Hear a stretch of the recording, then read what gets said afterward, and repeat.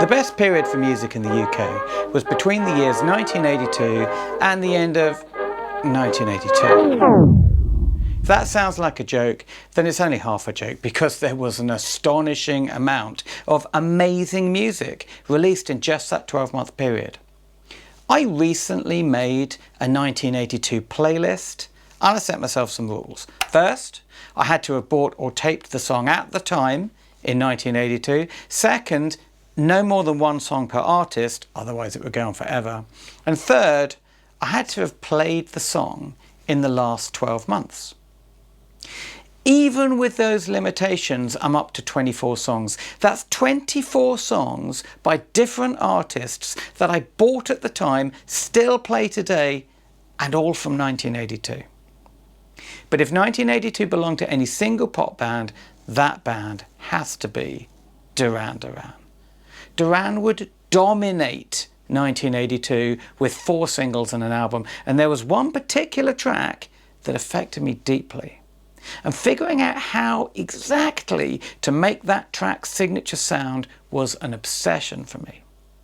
But it was worth it, because it taught me a valuable lesson about making pop music, and it also taught me another lesson: to take things said by my musical heroes with a pinch of salt. And what was that mysterious signature sound? The synth arpeggios from the track Rio. In this video, I'm going to reveal an amazing arpeggio technique. It's an absolutely critical technique. Most people don't know it, and just hold down chords and let the arpeggios run. But with this technique, you can breathe new life into your arpeggios. You can really hear this simple technique will let you control and manipulate your arpeggios in a new way. I'm pretty convinced to turn them from ordinary to legendary. Okay, so check out these stats about Duran Duran. They kick off 1982 with a new single already in the charts. Then they go on to release 3 more singles, all of which make the top 10. Mid-year, they release their second album, Rio, still one of the best synth pop albums ever made. Do you know how crazy it is for a second album to be that good? Google difficult second album if you don't know what I'm talking about. That album sold millions in the UK, the US, and around the world. But I want to talk about Rio the song, not Rio the album. The first time I heard the song Rio was when I was only 14. Picture this scene. Monday, May the 10th, 1982, and I was at a friend's house in South London after school. It would have been about 4:30 p.m. and we were desperately waiting for his older sister to return from the local record store with the new Duran Duran album that was out that day. She finally arrived, clutching it, and without even waiting for her to take her coat off, we stick it on the record player. For some reason, I remember that I was the one holding the record sleeve. I stared at it, turning it over, waiting for the music to start. We'd heard the singles that had been released so far off the album: My Own Way, Hungry Like the Wolf, Save a Prayer. And we knew the first album pretty well, with Planet Earth and Girls on Film. So we were excited to hear what this new album would sound like. The first track on the first side was a new song called Rio.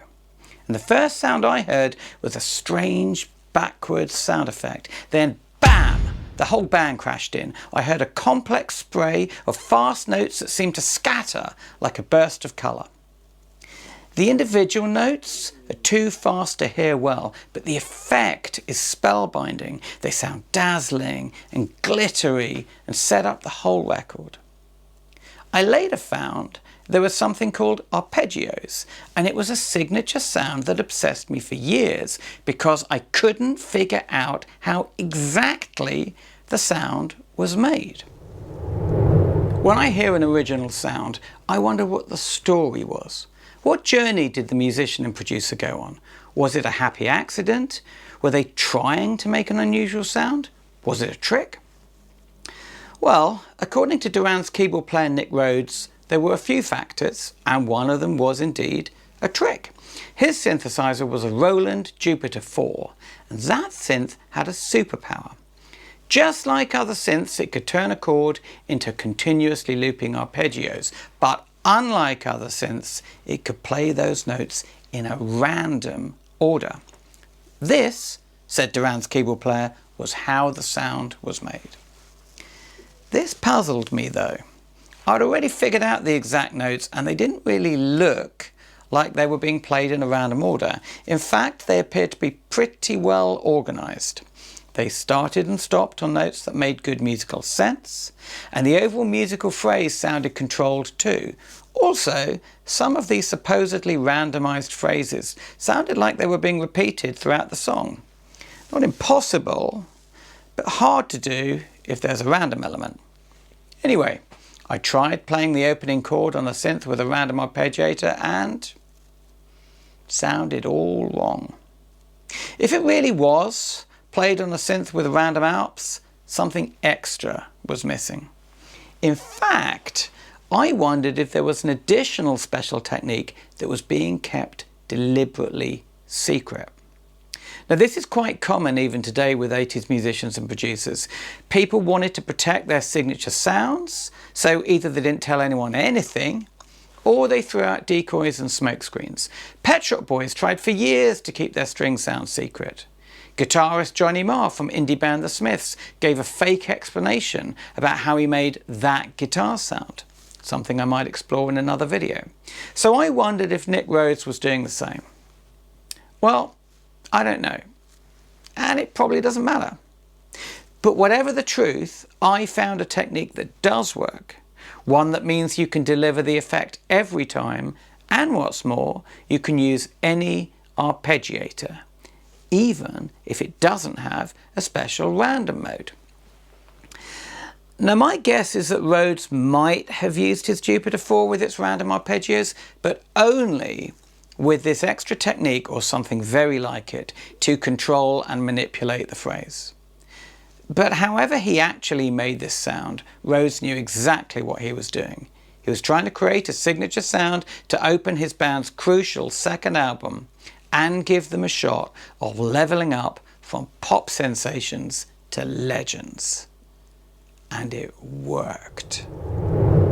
So before I show you the full technique, there's a couple of ways of using arpeggios that I need to check that you've got down first. The first of them is called clock maintenance, and the second of them is called note count. So let's go over to the keyboard and I'll show you. Okay, so let's move the dial on this extremely authentic time machine back to 1982, just to make sure everything is totally authentic. That is an 8th note arpeggiator at 120 BPM. Now, I'm going to put a beat on and start it in time. That'll lock in now forever because the clock on my sequencer, which is playing the drums, is synchronized with the ARP clock. But what if I'd started late? Yeah. Now it's late forever. This is very important to understand because every time you take your finger off the keyboard, you lose the clock, and then when you play another note, you restart the clock regardless of where you are in the bar, because MIDI clock can't tell where you are in the bar. It's just a speed. So, for example, if I do this, and then I want to change, I've got to have a way of doing it which is better than me just having to play it exactly in time. And there is a way. I could try and play it exactly in time like this. That's not bad. So it can be done. But there's a better way, because when I do that, I screw up all the time. And the better way is like this. Now watch what happens. I'm going to play another note here. Now we're arping between them. And now I release the first note, and it's handed over the clock. It's like handing over a baton. So the trick is you never let any of the keys up. There's always at least one key pressed down, and then with a bit of practice you can do this.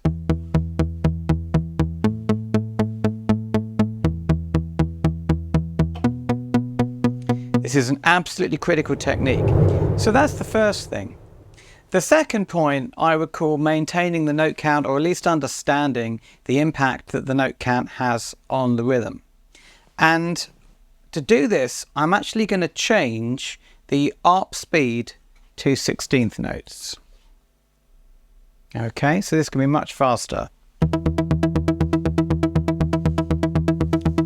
And I'll make them single notes as well. Now, if I play two notes like this, you can really hear the rhythm. But then if I add another note, now you've got a cycling rhythm which is 3/16 against 4 bars. Now you can get some very interesting things here. So for example, I'm going to put the beat on.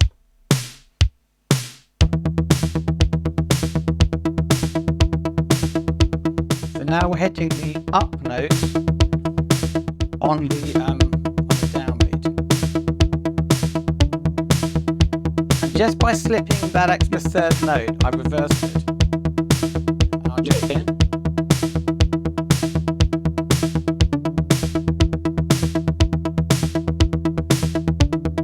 So every time I slip that one extra third note, essentially in scientific terms, I reverse the polarity of the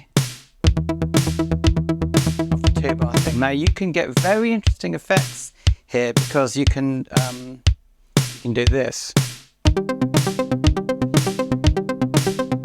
Still sounds very kind of 4/4, but now what happens when I do this?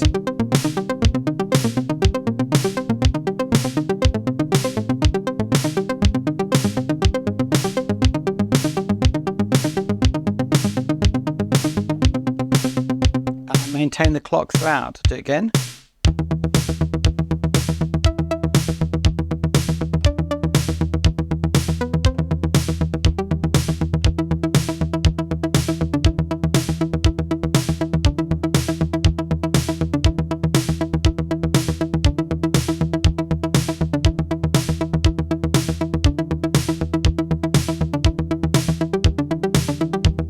So you saw what I did there. Every time I wanted to change the order of the down, up, down, up, down, up, I just slipped an extra note in.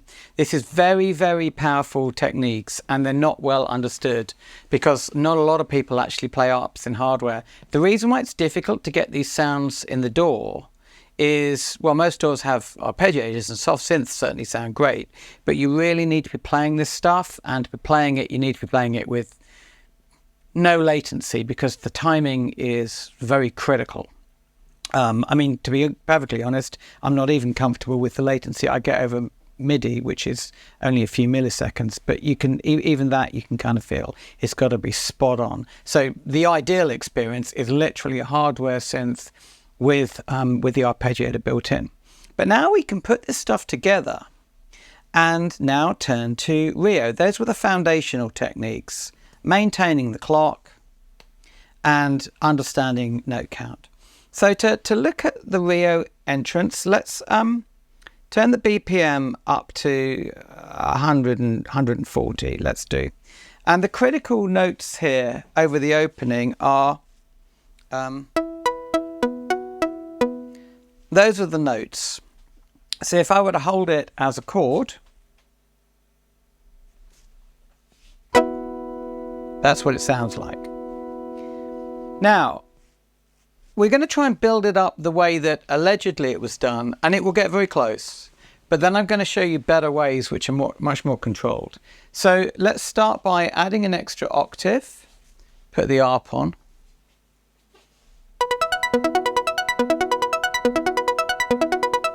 Okay.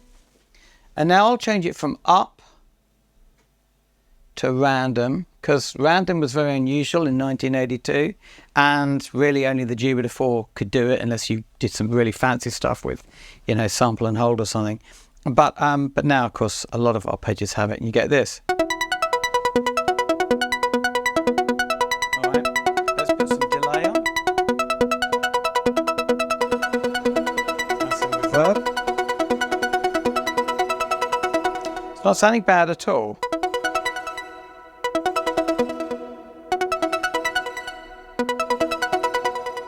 Here's the problem. All of those sound great, but they're all different.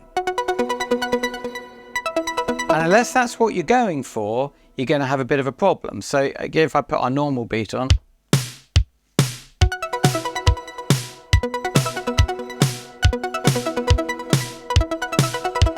right, tricky.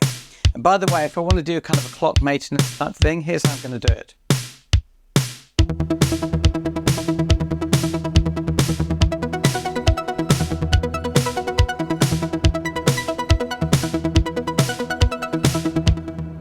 Now let's put on a kind of a beat that we might recognize a bit more in terms of sort of a Rio beat.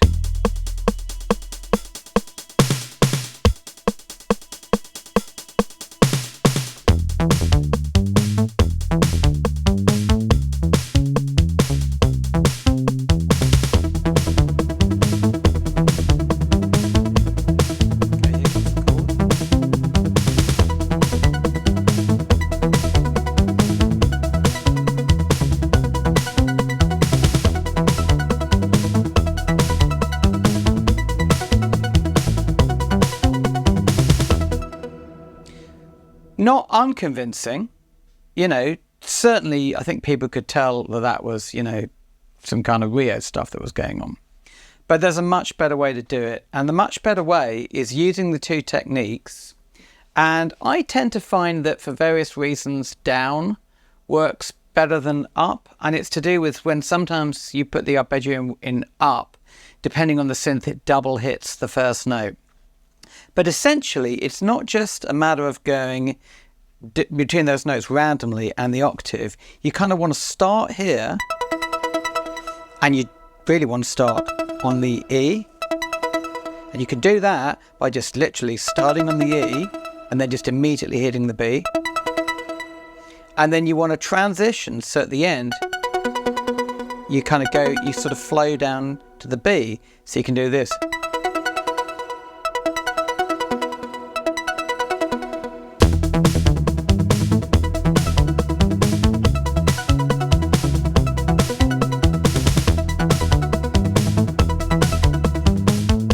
The main advantage of that is you've got more musical control.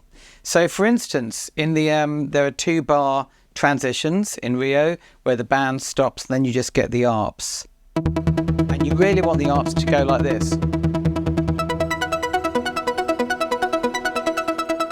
So you control, it goes, starts in the right note, then diddle diddle diddle diddle, it goes down to sort of the half bar, then comes back up to, right? You want to do that using random mode. You're going to be doing a lot of takes and a lot of compositing in the studio, which is fine. And live, I mean, it's probably on tape or some equivalent, right? So let's just for fun, I played a very, very low C on my piano, sampled it, reversed it, hit a triangle, pitch that right down because I didn't have a bell handy, reverse that. So I've kind of got a sort of a very, very sort of fake intro of the Rio thing. And let's just play the intro and you can tell me if you think it sounds halfway convincing.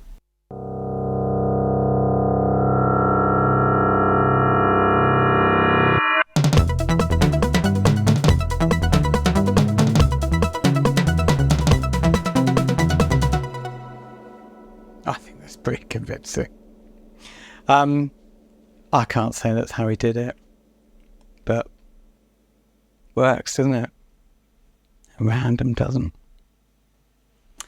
Anyway, let's now have some sort of fun and maybe go back to the present day. And I'm going to reset the BPM to something a little bit less frantic. I'm just going to have to retime my delays. Hang on.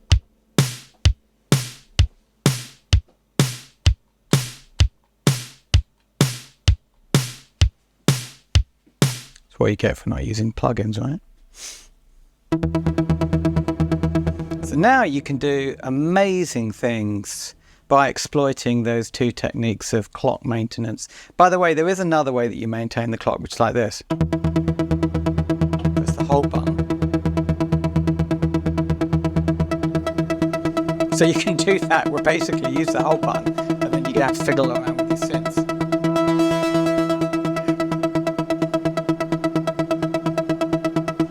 And the other way, of course, is a foot pedal.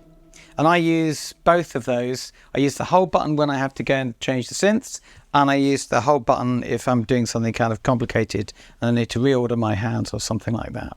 But let's just start a pretty simple beat here.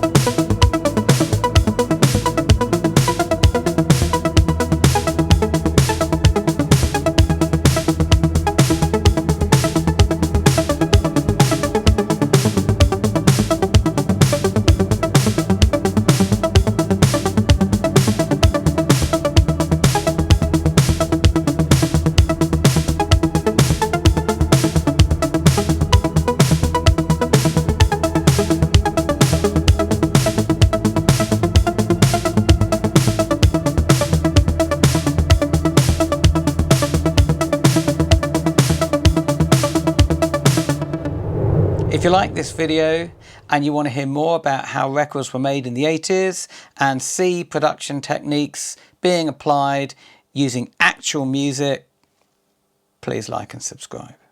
Thanks for watching. See you next time. But first, here is a list of albums I bought or taped in 1982 and still listen to.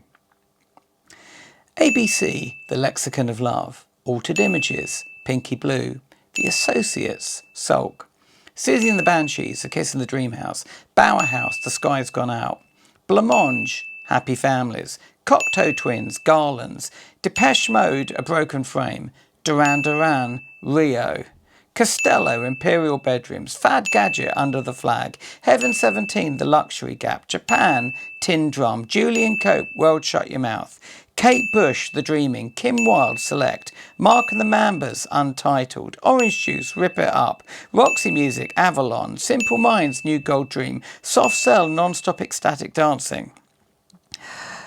Talk Talk, The Party's Over, Echo and the Bunnymen, Porcupine, The Cure, Pornography, Thomas Dolby, The Golden Age of Wireless, Toya, The Changeling, Ultravox Quartet, Visage, The Anvil, Yazoo, Upstairs at Eric's. What a year!